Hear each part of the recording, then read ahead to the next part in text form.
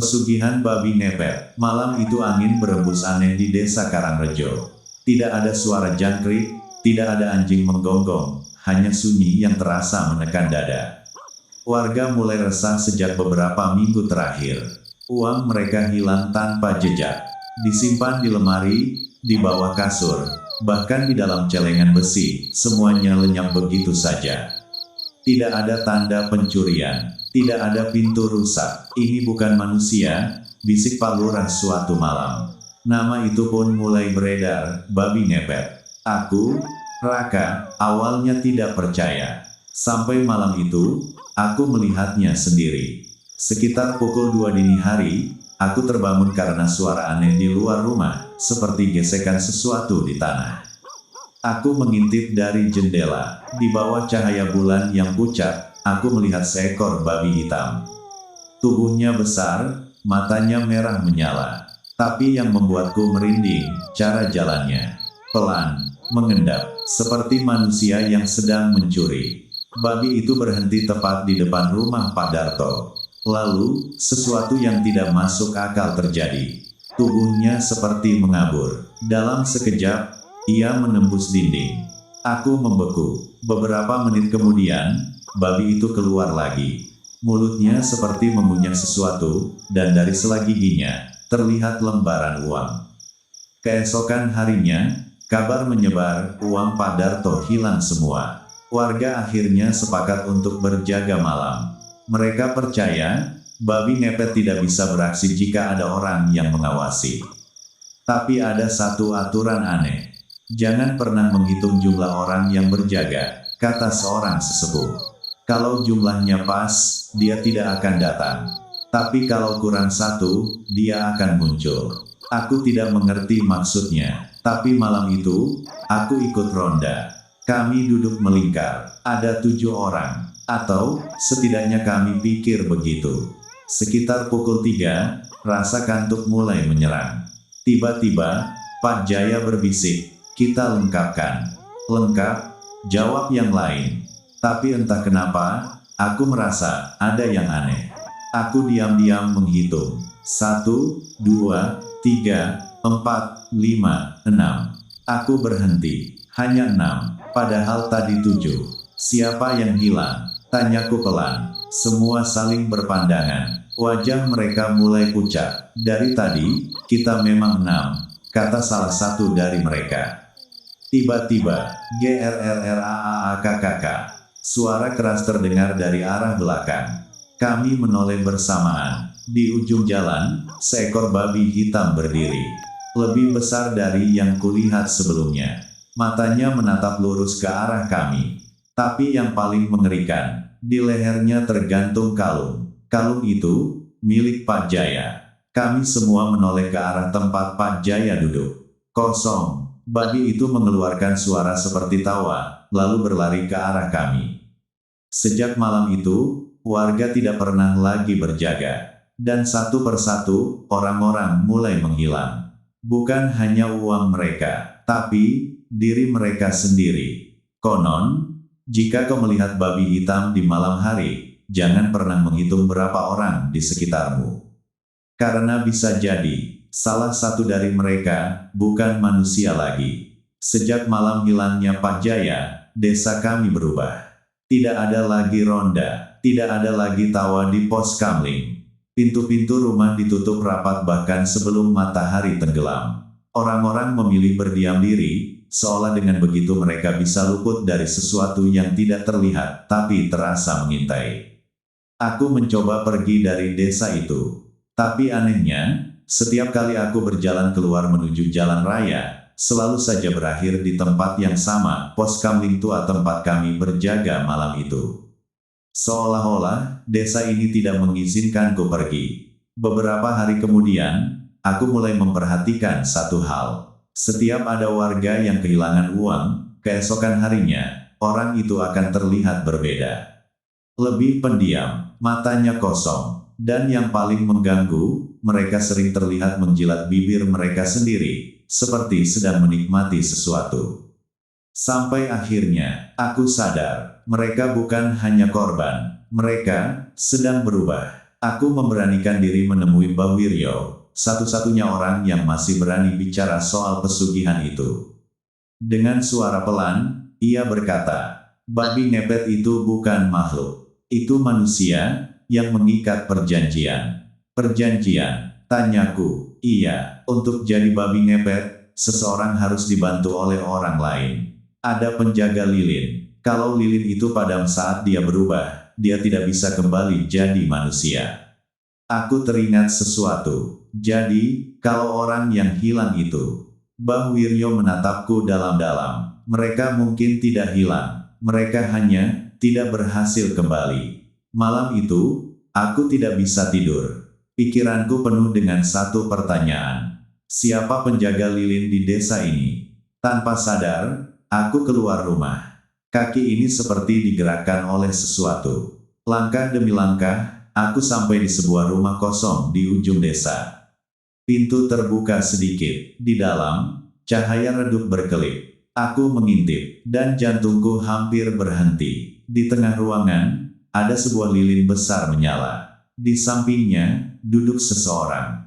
Dia menunduk, seperti sedang menjaga sesuatu. Aku mendekat pelan. Siapa di sana? Suaraku bergetar. Orang itu mengangkat kepala, dan aku langsung mundur. Itu, aku. Wajahnya persis denganku. Mata, hidung, bahkan bekas luka di alis kiri. Sudah lama aku menunggumu, katanya, dengan suaraku sendiri. Aku gemetar. Apa ini? Dia tersenyum pelan. Kau pikir kenapa kau tidak bisa pergi dari desa ini? Aku tidak bisa menjawab, karena sejak malam itu, dia menunjuk ke arah lilin.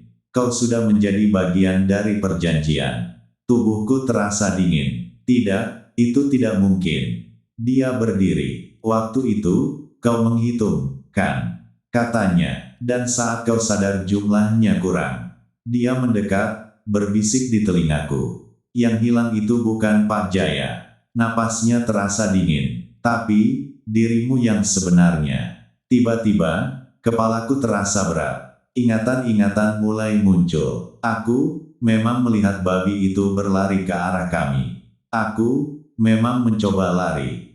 Tapi sesuatu menabrakku. Gelap. Dan setelah itu, aku, kembali. Atau, aku pikir begitu. Sekarang, kata sosok itu sambil menunjuk lilin, giliranmu menjaga. Tidak, aku berteriak. Tapi tubuhku tidak bisa bergerak. Tanganku, perlahan mengambil posisi di samping lilin. Sementara itu, sosok yang menyerupaiku mulai berubah. Tubuhnya membungkuk, kulitnya menghitam, dan dalam hitungan detik, ia berubah menjadi babi hitam bermata merah.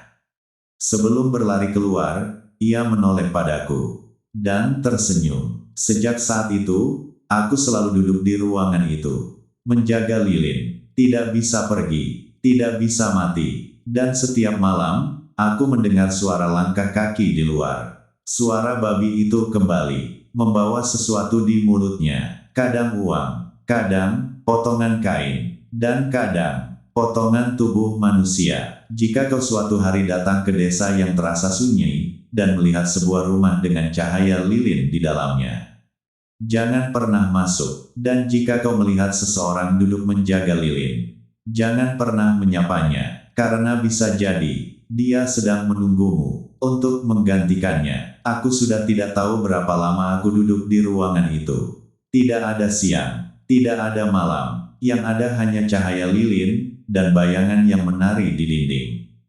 Setiap kali aku mencoba memejamkan mata, suara itu datang. Gemeretak tulang, dengusan pelan, dan langkah kaki, yang berhenti tepat di depan pintu. Lalu pintu akan terbuka sendiri. Dan, aku, versi lain dari diriku yang menjadi babi ngepet itu, masuk kembali. Suatu malam, sesuatu yang berbeda terjadi. Ia tidak langsung masuk, ia berdiri lama di ambang pintu. Lalu, perlahan, ia berbicara. Dengan suara manusia, lilinmu, hampir habis. Aku menoleh. Benar, lilin itu sudah pendek. Api, kecilnya bergetar, seolah siap padam kapan saja. Jantungku berdegup kencang. Kalau padam, apa yang terjadi? Tanyaku, suaraku serak. Makhluk itu tertawa pelan. Kau akan tahu, malam itu terasa lebih lama dari biasanya. Api lilin semakin kecil. Aku ingin lari, ingin menghancurkan lilin itu, ingin mengakhiri semua ini. Tapi tubuhku tidak bisa bergerak. Seolah ada sesuatu yang mengikatku pada tempat itu. Lalu, tiupan angin dingin. Tidak ada jendela terbuka, tidak ada pintu bergerak, tapi api lilin bergoyang keras.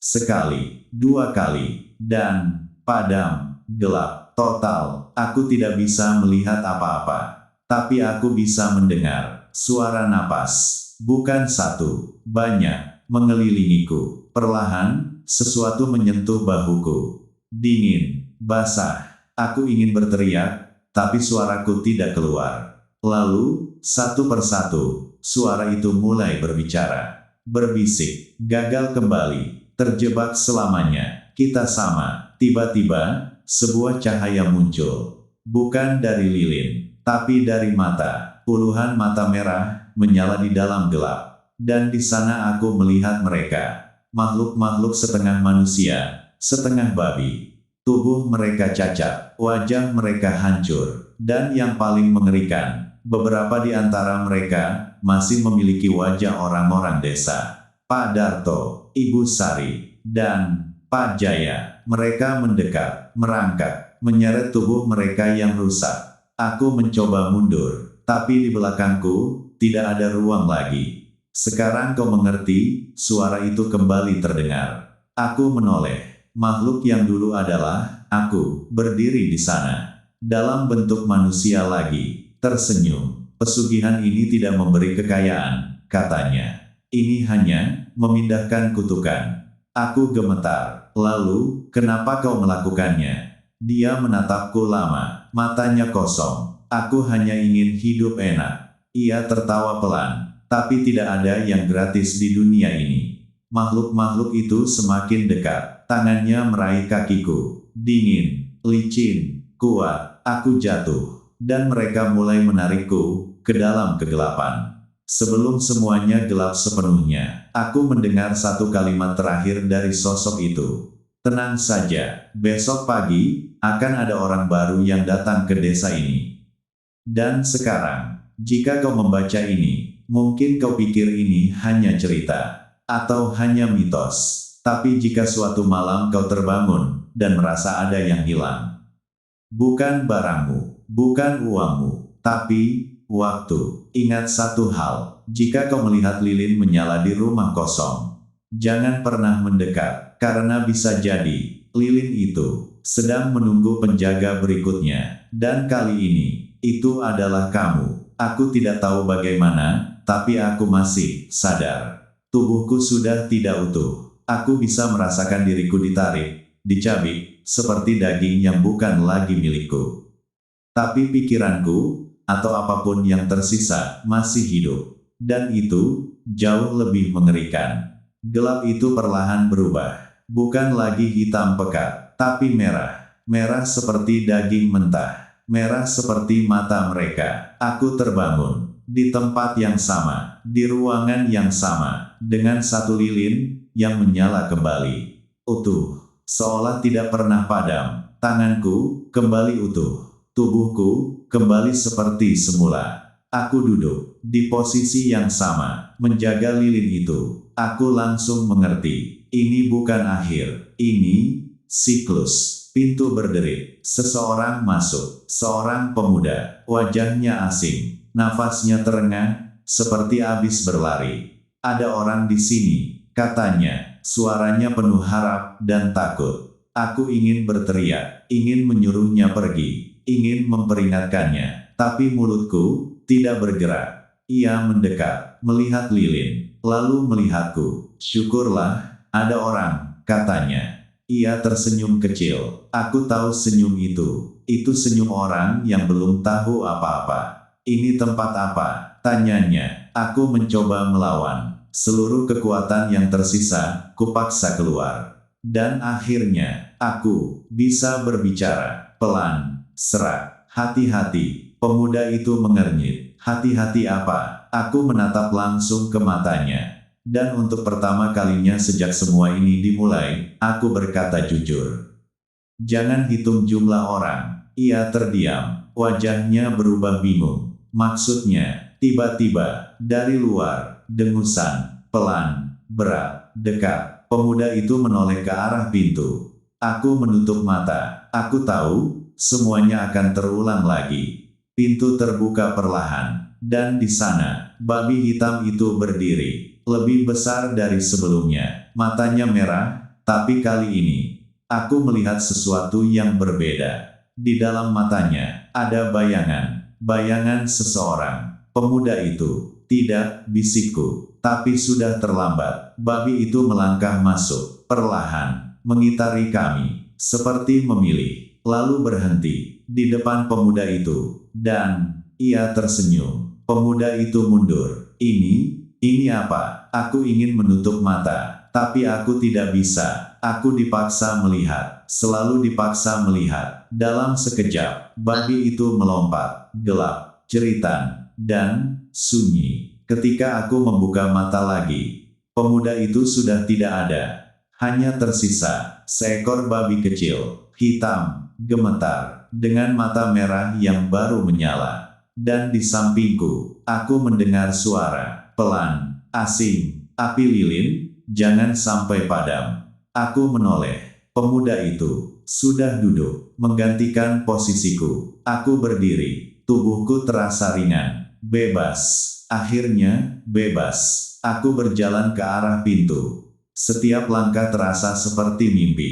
Aku keluar dari rumah itu, menghirup udara malam. Untuk pertama kalinya, setelah entah berapa lama, aku tersenyum. Aku selamat. Aku berhasil keluar. Tapi saat aku berjalan melewati genangan air, aku melihat bayanganku, dan senyumku perlahan hilang. Di permukaan air itu, bukan wajahku yang terlihat, tapi wajah seekor babi, dengan mata merah menyala, dan dari kejauhan, aku mendengar suara langkah kaki manusia. Seseorang datang ke desa ini. Tubuhku bergerak sendiri, mengendap, mengikuti bau, mengikuti rasa lapar, dan saat itulah aku sadar. Aku memang keluar dari ruangan itu. Tapi aku tidak pernah benar-benar bebas. Karena sekarang, aku adalah babi ngepet itu. Jika suatu malam kau merasa ada sesuatu mengikutimu, jangan menoleh. Jangan berhenti, dan jangan pernah berpikir kau sendirian. Karena mungkin, aku sedang di belakangmu, menghitung langkahmu, menunggu saat yang tepat, untuk mengambil apa yang kau punya, atau mengambil dirimu.